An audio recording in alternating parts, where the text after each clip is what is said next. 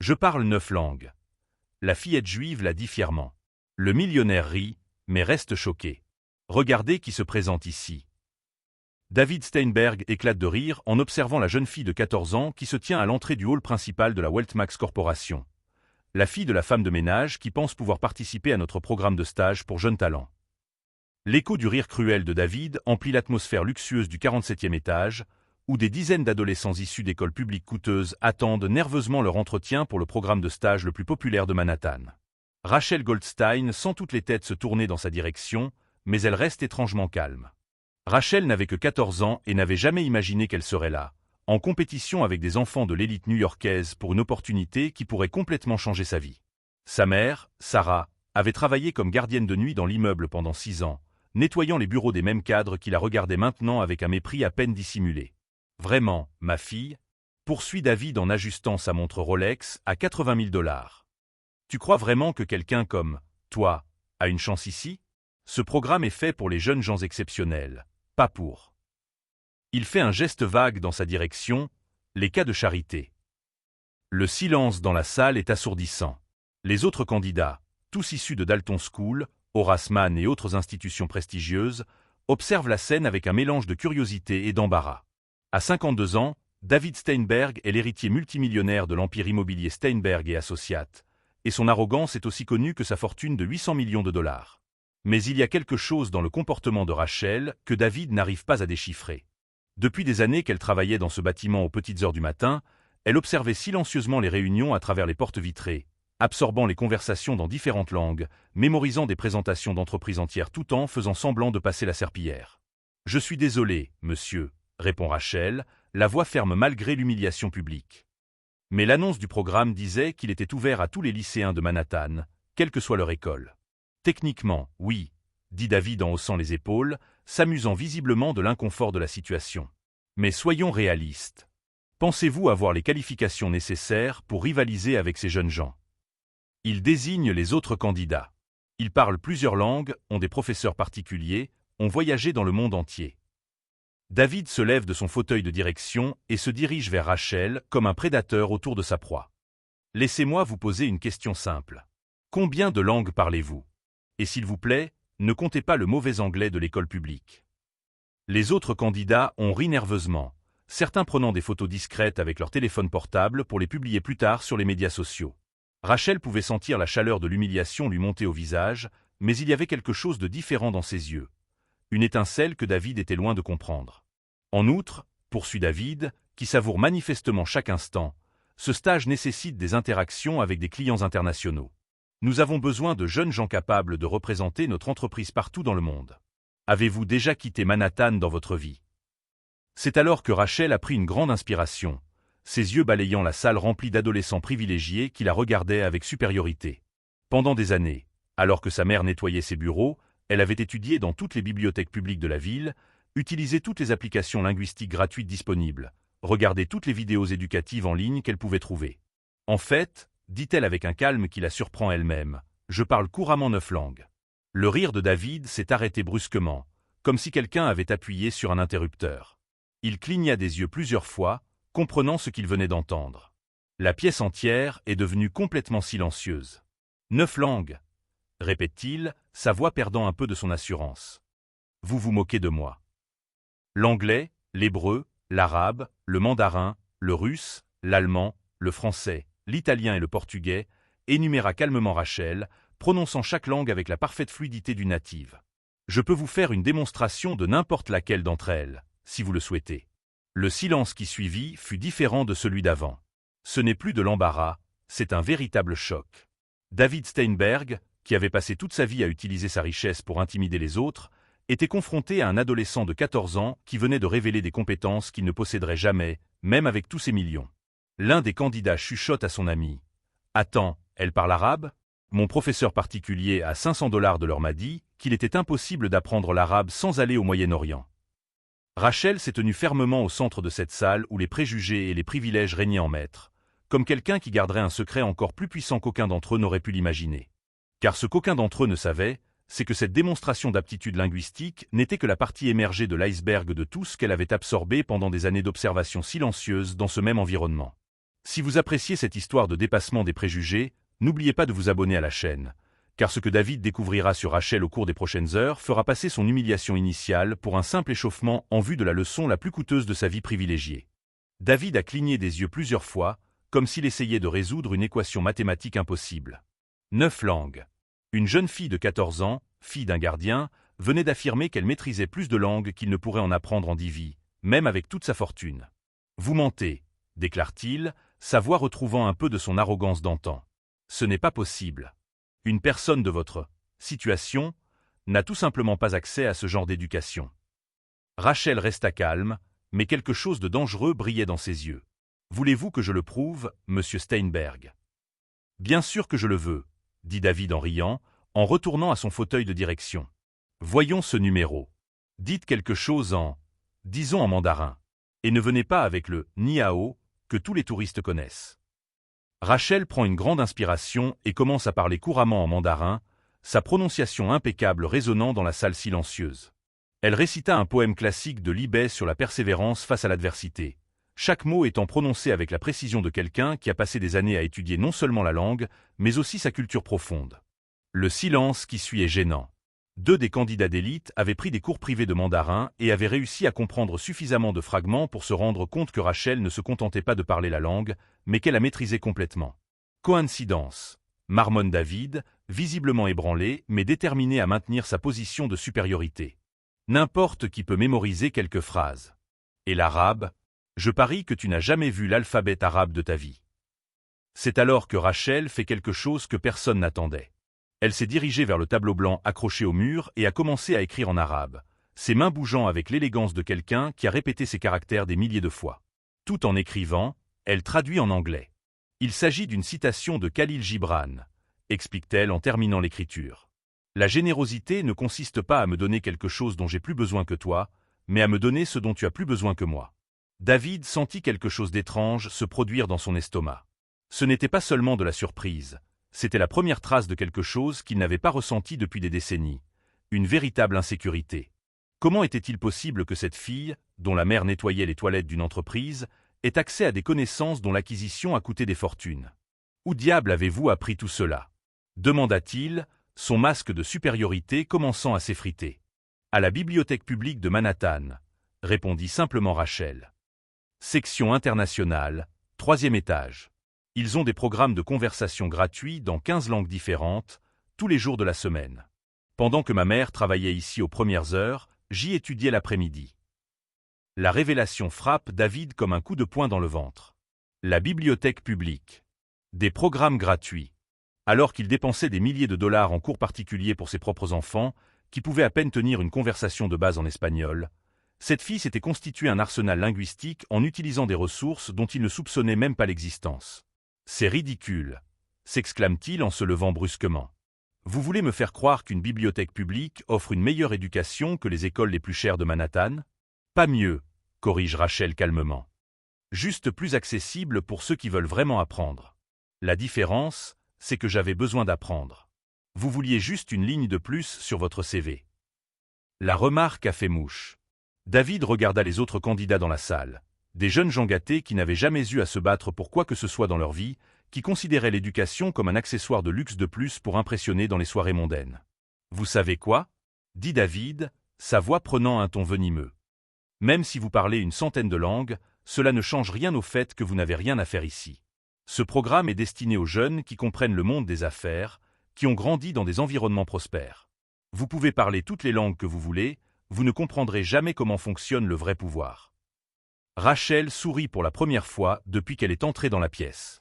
C'était un petit sourire, mais il y avait quelque chose qui rendait David inexplicablement nerveux. « Monsieur Steinberg, » dit-elle, sa voix prenant une autre qualité, « avez-vous déjà entendu parler de la théorie des jeux? De l'économie comportementale? Ou est-ce que « affaire » signifie simplement hériter d'un patrimoine bâti par votre grand-père ?» Le silence qui s'ensuivit fut absolument mortel. David sent son visage brûler d'humiliation. Cette jeune fille de 14 ans venait de remettre en question non seulement ses connaissances, mais aussi la légitimité de toute sa position sociale. « Comment oses-tu » commença-t-il, mais Rachel l'interrompit. « Ces 3 dernières années, pendant que ma mère nettoyait ce bureau, j'ai assisté à vos réunions à travers les portes vitrées, dit-elle calmement. J'ai vu comment vous traitiez vos employés, comment vous preniez des décisions, comment vous meniez des négociations. J'ai aussi vu les résultats de ces décisions dans les rapports financiers qui se trouvent sur votre bureau. David sentit le sang s'écouler de son visage. Vous m'espionniez. J'apprenais, corrige Rachel. Et savez-vous ce que j'ai découvert? Que la richesse héritée n'est pas synonyme de compétence entrepreneuriale. En fait, c'est presque toujours le contraire. Les autres candidats observent la scène avec un mélange de fascination et de terreur. Ils n'ont jamais vu quelqu'un défier David Steinberg aussi directement, et encore moins un adolescent de la classe ouvrière. Cela suffit, déclare David, la voix tremblante de colère. Vous êtes disqualifié. Quittez mon entreprise maintenant, avant que j'appelle la sécurité. Rachel ne bougea pas d'un pouce. Sur la base de quoi? J'ai démontré que je maîtrisais plusieurs langues, que je connaissais des théories économiques avancées et que j'avais une connaissance pratique de l'environnement de l'entreprise. Quels sont exactement les critères de disqualification? David ouvre et ferme la bouche comme un poisson hors de l'eau. Pour la première fois depuis des décennies, il n'a pas de réponse. Pire encore, il savait que tout le monde dans la salle se rendait compte de son insuffisance intellectuelle exposée par un enfant.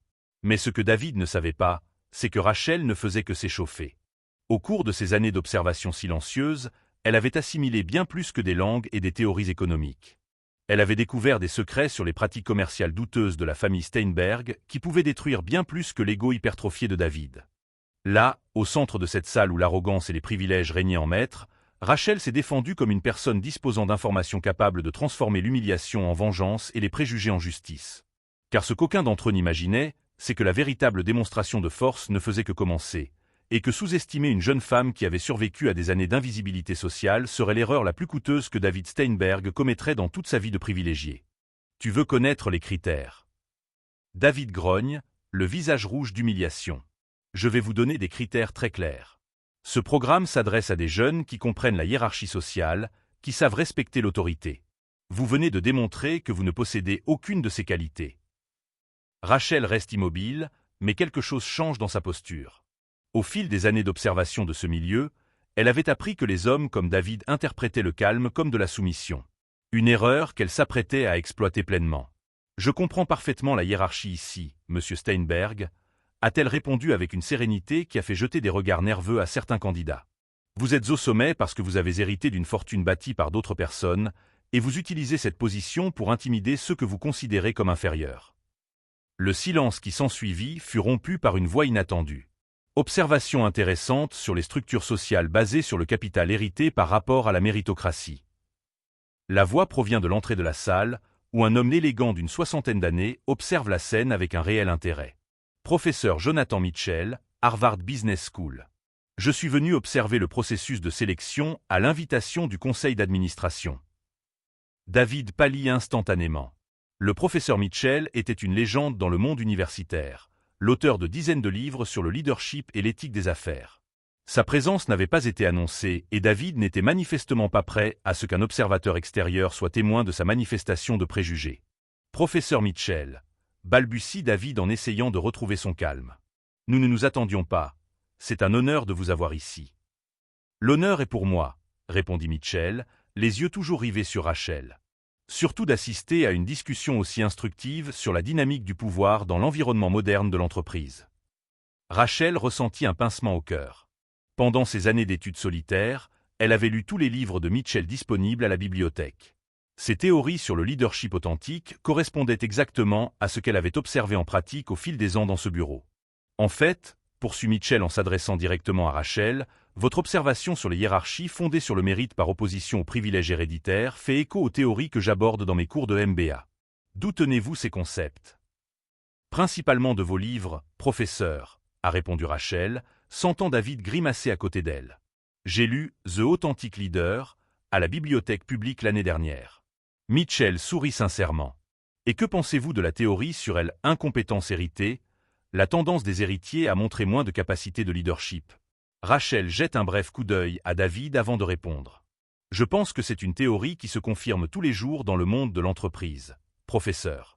Lorsque le succès est hérité, et non développé, il s'accompagne généralement d'un besoin excessif de validation par l'humiliation des autres. La réponse était un coup de poignard élégant et précis. David savait qu'il était en train de se faire disséquer intellectuellement par un gamin de 14 ans devant l'un des universitaires les plus respectés du pays. Fascinant, marmonne Mitchell en prenant des notes dans un petit carnet. Et quel est votre point de vue sur la responsabilité sociale des entreprises par rapport à la mobilité sociale? David aurait dû pouvoir répondre à cette question avec aisance, compte tenu de sa position. Au lieu de cela, il est resté silencieux, réalisant que tout ce qu'il dirait serait immédiatement comparé à l'articulation de Rachel.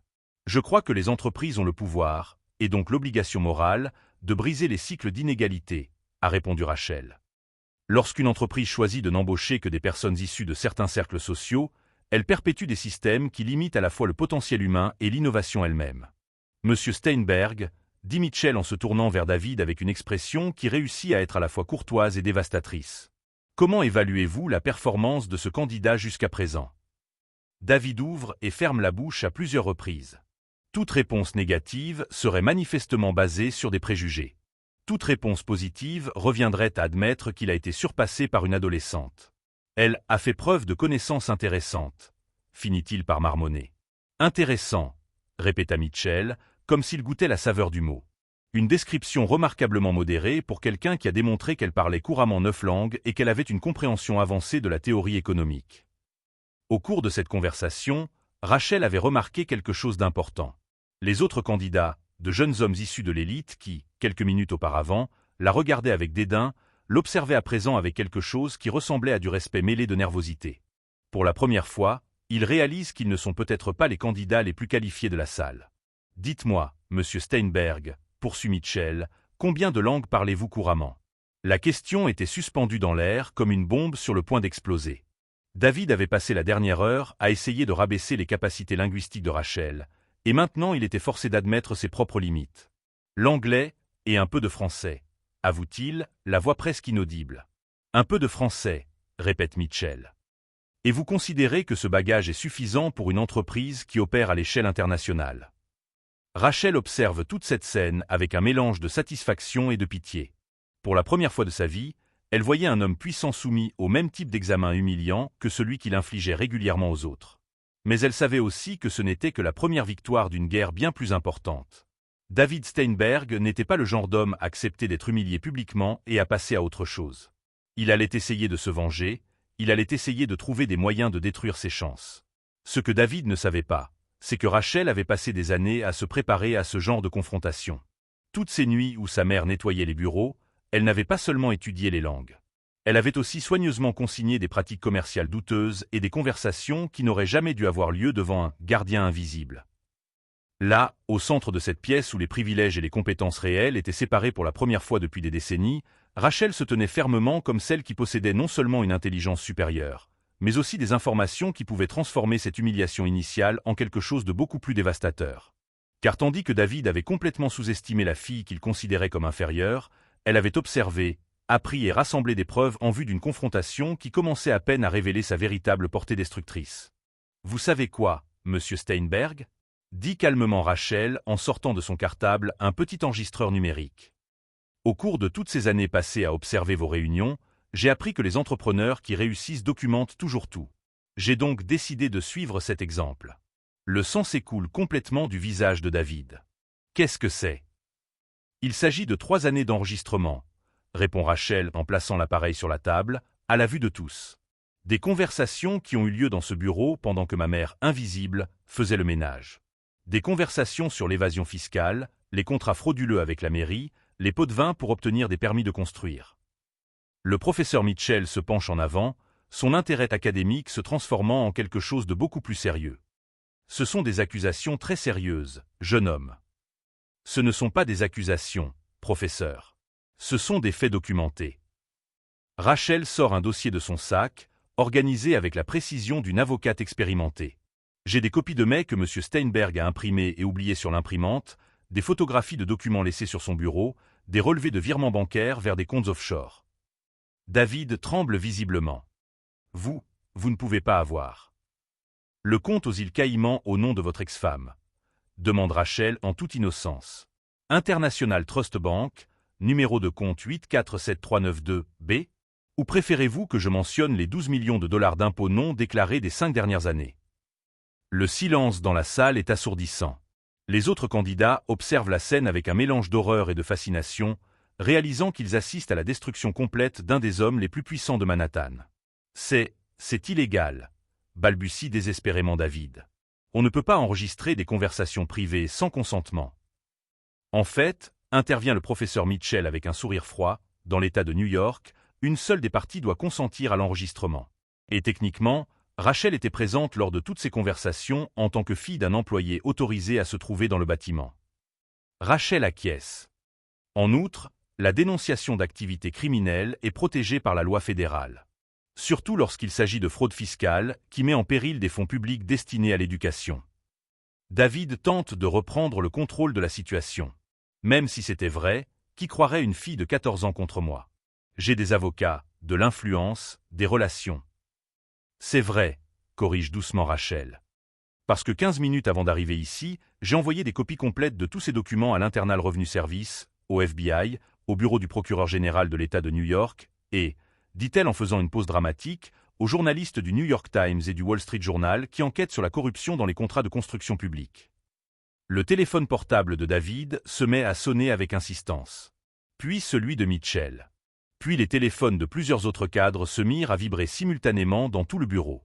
Apparemment, observe Rachel avec un calme étrange, l'article est déjà publié en ligne. David décroche son téléphone, les mains tremblantes. Le premier appel était celui de son comptable, le deuxième celui de son avocat, le troisième celui d'un journaliste. Ses yeux parcoururent rapidement l'avalanche de notifications par courrier électronique. « Tu as détruit ma vie », murmure-t-il, le visage devenu complètement gris. « Non », répond Rachel avec une dignité qui contraste brutalement avec le désespoir de David. « Tu as détruit ta propre vie par tes choix. Je n'ai fait que documenter ces choix et les rendre publics. » Le professeur Mitchell tapait furieusement sur son téléphone. « David, je viens de recevoir un appel du conseil d'administration de Harvard. Il révoque immédiatement votre nomination en tant que membre honoraire et annule votre conférence de la semaine prochaine. » « Et ce n'est que le début, » ajoute Rachel en consultant son propre téléphone portable. « D'après ce que je vois dans les nouvelles, le ministère public a déjà obtenu des mandats pour geler vos comptes bancaires. La bourse a suspendu les transactions sur les actions de Steinberg et Associates, et la mairie a annulé tous les contrats en cours. » David s'affaisse dans son fauteuil de direction, la réalité de sa situation le frappant enfin de plein fouet. En l'espace de quelques minutes, il est passé du statut de magnate respecté à celui de criminel faisant l'objet d'une enquête fédérale. « Pourquoi ?» demande-t-il, la voix brisée. « Pourquoi as-tu fait ça ?» Rachel le regarda avec une sérénité qui semblait impossible chez quelqu'un d'aussi jeune. « Parce que pendant des années, je vous ai vu humilier des gens qui travaillaient dur, comme ma mère. J'ai vu comment vous traitiez les employés comme des objets jetables. Je vous ai vu voler l'argent public qui était censé financer les écoles, les hôpitaux, les programmes sociaux. » Elle marque une pause, laissant ces mots résonner dans la salle silencieuse. « Mais surtout parce que je croyais qu'une personne avec votre pouvoir et vos ressources pouvait faire une différence positive dans le monde, et qu'au lieu de cela, vous avez choisi d'utiliser tout cela pour nourrir votre propre ego et votre compte en banque. » Le professeur Mitchell a regardé Rachel avec quelque chose de proche de la révérence. « Jeune fille, êtes-vous intéressée par des études de droit à Harvard? Parce qu'après ce que j'ai vu ici aujourd'hui, je peux vous assurer que notre université serait honorée de vous avoir. » David lève brusquement la tête. « Vous ne pouvez pas lui offrir une bourse. » « En fait, sourit Mitchell, je lui offre bien plus que cela. J'offre une opportunité à quelqu'un qui comprend clairement que le vrai pouvoir s'accompagne d'une responsabilité morale. » Rachel sourit pour la première fois depuis le début de la confrontation. « Merci beaucoup, professeur. Ce serait un honneur. » Alors que les sirènes des voitures de police commençaient à retentir au loin et que les ascenseurs du bâtiment se remplissaient d'agents fédéraux montant au 47e étage, David Steinberg restait paralysé dans son fauteuil, observant un empire bâti sur la corruption et l'arrogance s'effondrer en temps réel. Là, au centre de cette salle où, quelques minutes auparavant, régnaient des préjugés déguisés en tradition, une nouvelle réalité prenait forme. La jeune fille qui avait été sous-estimée pour ses origines modestes était maintenant courtisée par l'université la plus prestigieuse du pays, tandis que l'homme qui l'avait humiliée risquait de passer des années dans une prison fédérale. Parce que parfois, la justice ne vient pas seule. Il faut quelqu'un d'assez courageux pour documenter la vérité et d'assez intelligent pour choisir le moment parfait pour la révéler au monde. 6 mois plus tard, Rachel Goldstein marchait dans les couloirs historiques de la faculté de droit de Harvard, portant des livres qui coûtaient plus cher que ce que sa mère gagnait en un mois comme gardienne d'immeuble. L'ironie de la situation n'est pas passée inaperçue. La jeune fille qui avait été humiliée parce qu'elle n'appartenait pas à l'élite étudiait désormais dans l'université la plus prestigieuse du pays grâce à une bourse d'études complète. David Steinberg, quant à lui, passait ses journées dans une cellule fédérale en attendant son procès pour 47 chefs d'accusation de fraude fiscale et de blanchiment d'argent. Ses avocats n'ont réussi qu'à retarder l'inévitable, une peine pouvant aller jusqu'à 25 ans de prison. L'enquête a mis au jour un système de corruption qui s'est étendu sur plus d'une décennie, explique le journaliste de CNN sur la télévision de la bibliothèque de Harvard où Rachel étudie. Les preuves fournies par une source anonyme, identifiée plus tard comme une mineure qui a préféré ne pas s'identifier, ont conduit au plus grand scandale de corruption immobilière de l'histoire de Manhattan. Le professeur Mitchell, qui est devenu le mentor officiel de Rachel, s'approche avec une pile de journaux. Vous avez vu? Le Wall Street Journal a consacré 3 pages entières à l'affaire. Il vous appelle le plus jeune dénonciateur de l'histoire des entreprises américaines. Rachel sourit discrètement. Je préférerais qu'on m'appelle simplement étudiante en droit. La modestie ne changera rien au fait que vous avez démantelé un système criminel de 200 millions de dollars en faisant preuve de patience, d'intelligence et de courage moral, observe Mitchell en s'asseyant à côté d'elle. Harvard a reçu 847 demandes de transfert rien que ce semestre. Il semble que son histoire ait incité certains jeunes à croire que la méritocratie existe encore. L'impact de l'affaire s'est étendu bien au-delà du monde de l'entreprise. Sarah Goldstein, la mère de Rachel, a été promue superviseur de la gestion des installations à la Weltmax Corporation, qui est désormais dirigée par un nouveau PDG soucieux d'adopter des pratiques éthiques. L'entreprise a mis en place un programme de bourse d'études pour les enfants des employés et a complètement modifié sa culture d'entreprise. Tu sais ce qui est le plus satisfaisant? Ce n'est pas de voir David en prison ou de savoir qu'il a tout perdu. C'est de savoir que plus de 200 familles de travailleurs ont obtenu de vraies opportunités grâce aux changements qui ont eu lieu. Le professeur Mitchell acquiesce. La meilleure revanche, c'est de vivre bien, et de veiller à ce que les autres puissent vivre bien aussi. À ce moment-là, le téléphone portable de Rachel vibre d'une notification. Il s'agissait d'un courriel d'une société de production de films documentaires souhaitant raconter son histoire, suivi d'invitations à prendre la parole dans 3 universités différentes. Des entreprises de tout le pays la sollicitaient pour des consultations sur l'éthique des entreprises, alors qu'elle n'était qu'une étudiante en droit de première année. « Professeur, dit-elle en montrant les invitations, comment une jeune fille de 14 ans peut-elle devenir en 6 mois une référence nationale en matière de justice d'entreprise? C'est simple, répond Mitchell en souriant. Vous avez prouvé que l'âge, le milieu social et le compte en banque ne déterminent pas la valeur d'une personne.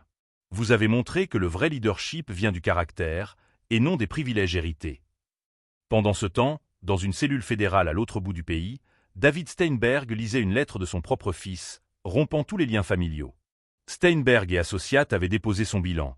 Ses biens avaient été saisis par le gouvernement pour compenser les impôts impayés, et son ex-femme avait révélé publiquement des années d'abus émotionnels qu'elle avait silencieusement documentés. L'homme qui contrôlait autrefois un empire de 800 millions de dollars ne possédait plus que l'uniforme orange de la prison et l'amère constatation qu'il avait été détruit par une adolescente qu'il considérait comme inférieure.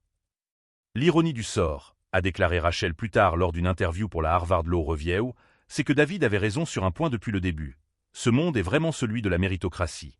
Il n'avait jamais imaginé qu'il serait jugé selon les mêmes critères que ceux qu'il utilisait pour humilier les autres. L'histoire de Rachel est devenue une légende dans les milieux universitaires et les entreprises. Les universités l'invitaient à donner des conférences sur l'éthique, les entreprises la consultaient sur les pratiques d'intégration et les jeunes du pays voyaient en elle la preuve que le système pouvait encore fonctionner lorsque des personnes courageuses décidaient de faire ce qu'il fallait. 6 mois après ce jour dévastateur au 47e étage, Rachel a reçu le premier de nombreux prix à venir, le National Youth Ethic Award, remis personnellement par le procureur général des États-Unis. Enfant, a-t-elle déclaré dans son discours de remerciement, j'ai appris qu'il existe 2 types de pouvoir dans le monde. Le pouvoir sur les autres et le pouvoir pour les autres. David Steinberg a choisi le premier et a découvert qu'il était temporaire et destructeur.